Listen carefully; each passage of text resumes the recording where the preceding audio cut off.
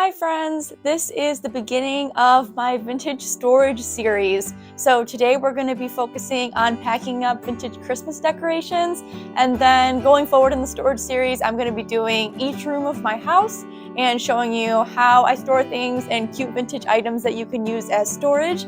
So let's get started with Christmas decorations. So first we're going to pack away the vintage Christmas ornaments, and I have this box that I put all my ornaments in. It's just made of cardboard and I really love it. My parents had one just like this when I was growing up, and then they bought me this one when I moved out. So I put all my ornaments in here and it fits most of them, which is awesome. The first thing we're gonna do though is we're gonna look at what's still inside this box because I didn't put all the ornaments on. So we're gonna see if there's any ornaments that I don't wanna take with me into the new year and I'm gonna wanna put aside in my garage sale pile. In here we've got these ornament boxes, but they're just empty because a bunch of the ornaments are up on my tree. And so I'm gonna have to put those ornaments back in here. I decided to not decorate with these this year, but they do make great decorations. Okay, so here's how the box works. Then you just take up the next layer and then you can put all your ornaments in it. And it's totally awesome. I love that it's cardboard because these are totally flexible. And you can also take these out if you want. And I did find a very similar one on Amazon, so I will link to that if you need an ornament box. So here are the ornaments that did not make the cut. So I gotta decide if there's any that I want to get rid of.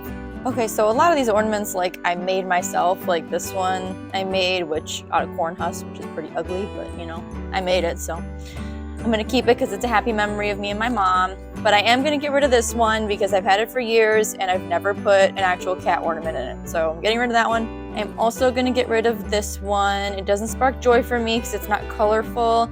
I know that it's cute and it's vintage, but it's gonna go into my garage sale pile for somebody else to buy and for someone else to love. So here are the ornaments that are gonna go in my garage sale pile. All the other ones I'm keeping for sentimental value. Okay, all the ornaments are in here. Oh, there's little me with black hair. And now I'm going to take the partition away and then I'm gonna shake this out. The box is fresh as a daisy. Only thing left in there is some glitter, which glitter never goes away. I brought up this bin because it has all of my ornament boxes in it. So that I can put the ornaments that are on the tree that belong in boxes back in their boxes first.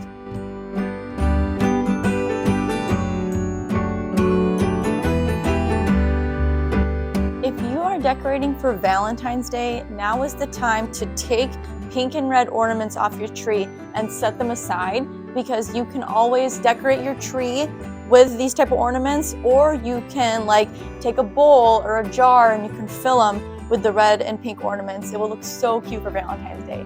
I just wrote a blog post for Valentine's Day decor inspiration because I decorated my whole house for Valentine's Day last year, so I will link that below. All the ornament boxes are packed up, and I think it's important that so I have this set for my Oma and Opa, and one of them broke this year, and then when I received this box, it had empty slots already, and I put other ornaments in those slots. Yes, they're not a part of the set, but also that's wasted space if I don't fill it. So I just put other ornaments in there. And then all of these, they're just random ornaments. They're all individual ones that I found thrifting. And so I just put them in the box. Do they all belong together in a set? No, but that's okay. So with the remaining fragile items, what I do is I actually put multiple ornaments in each slot.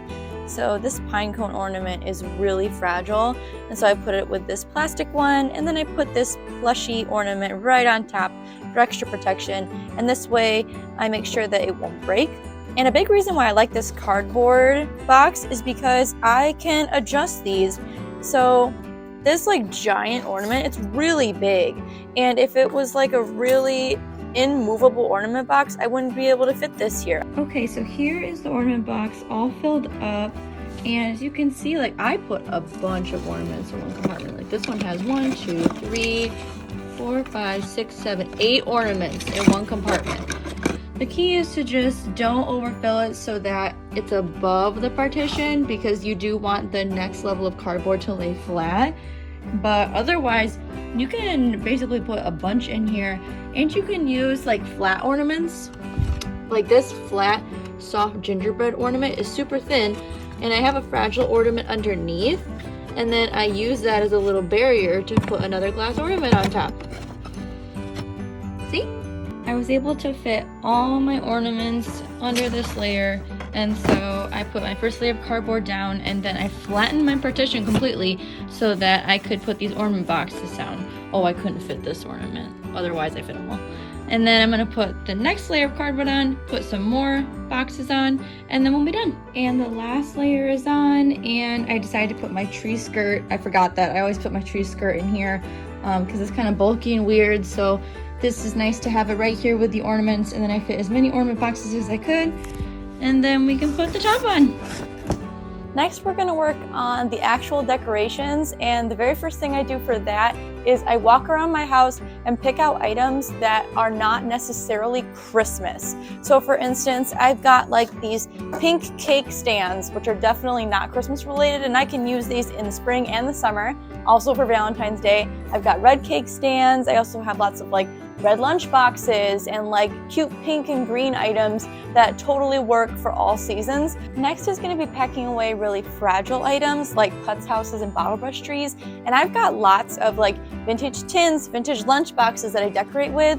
And inside here is a lot of wasted space that can be utilized to hold lots of small items. I don't wrap my putz houses. What I do is I place them in these boxes unwrapped. And the reason why is because, I mean, they're made out of cardboard, they're not glass, and also, I am not a collector that buys perfect items that are not broken, no chips, no rips, nothing. I'm a person that buys imperfect items. It makes me feel way more relaxed. Like, I don't have to be incredibly careful with every single item and make sure that it doesn't get a chip at all. Like, if I buy imperfect items, they're cheaper, and they deserve love too. And also, even if you wrap some of these items, if you have like a thick bag or thick tissue paper, it could be what ends up hurting this item. I've never had a problem, and a lot of the putz houses that I own actually have like little stained glass windows, but a bunch of them, the stained glass is already ripped. That's how I bought it. So I'm not that worried about it. And I pack them pretty well in here that they don't move around. So I will show you what I do. Okay, so here are my 2 lunch boxes all packed up. I got 2 of my ginormous putz houses in each one, and then I got bottle brush trees here. Oh, and then I have these mini putz houses here as well. And then these bottle brush trees actually work to hold the putz houses in place, so then when I close it, they just don't move around at all. It's awesome. Then I've got these tins that I made in the Christmas craft video, and this is the perfect type of item to hold bottle brush trees as well. So I've got some in here, I've got them all standing up, and then I'll take some more and I'll just put them right inside. So I've got 8 bottle brush trees in there now, and then I'm just gonna cover it up. And then I'm gonna take this tin and place it inside my larger tin, and then I can put even more bottle brush trees up here, or I can put other items.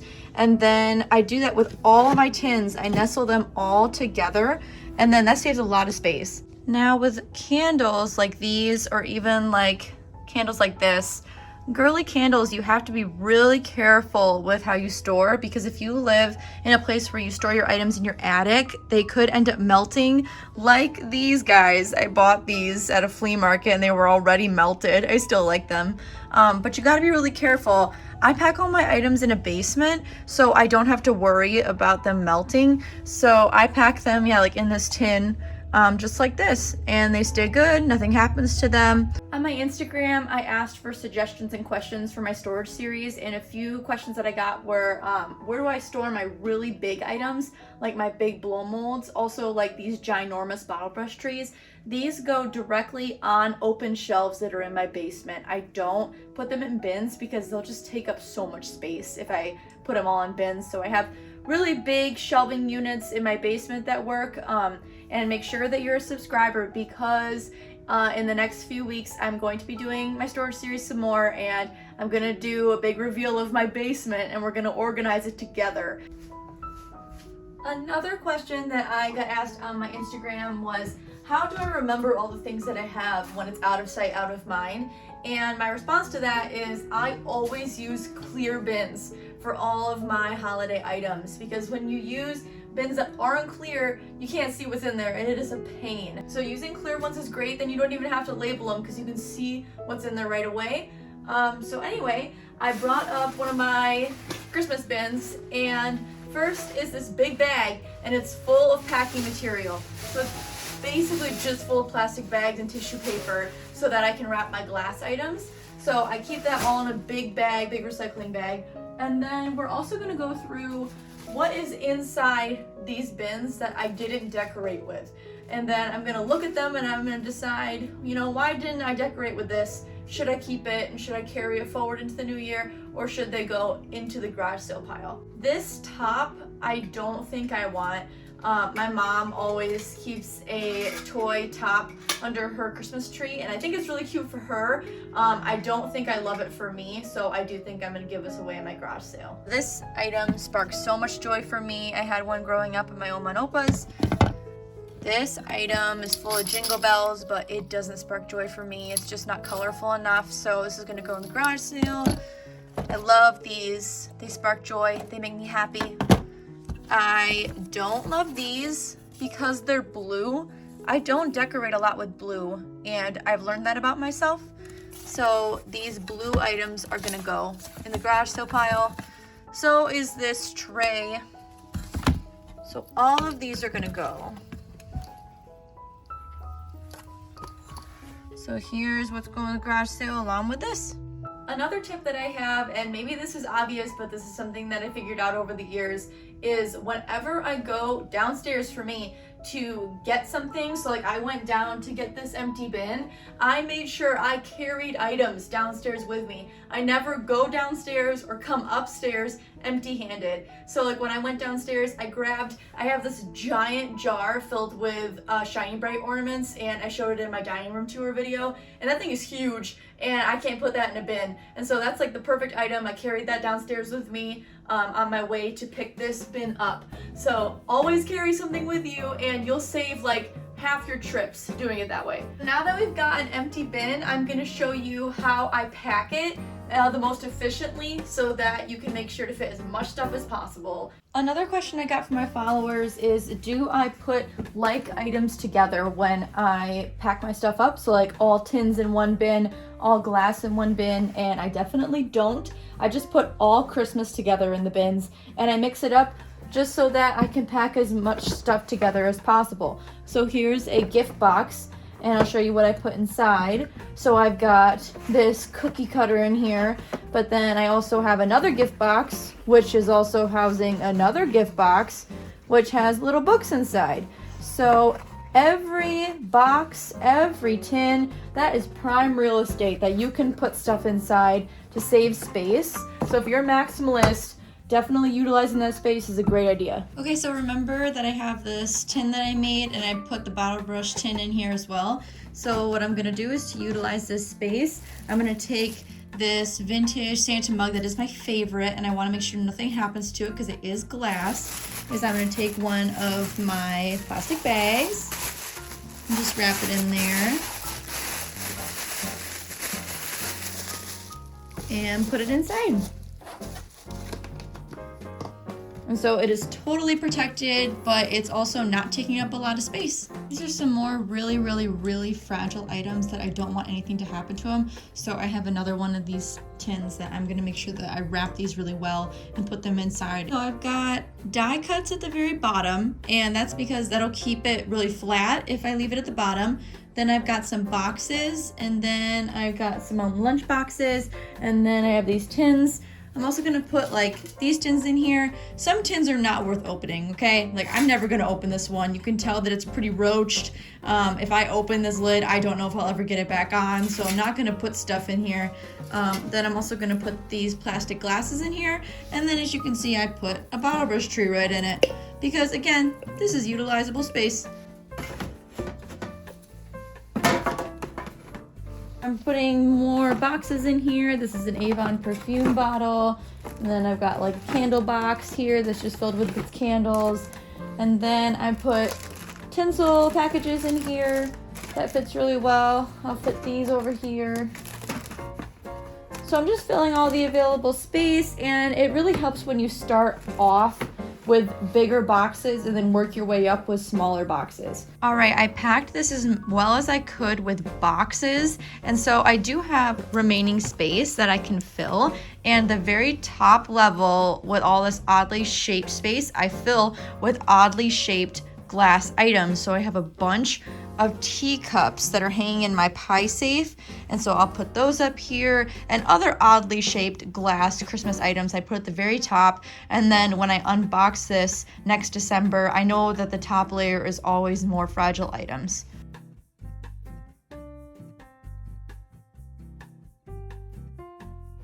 And just like that, this is completed, one box down. So my tree I put downstairs just like this. I don't disassemble it and put it back in a box. I leave the lights on and I leave garland on. That's a really nice thing about having a basement. So that's what I do with my tree. And then I also wanted to say there are just some items that are really impossible to pack.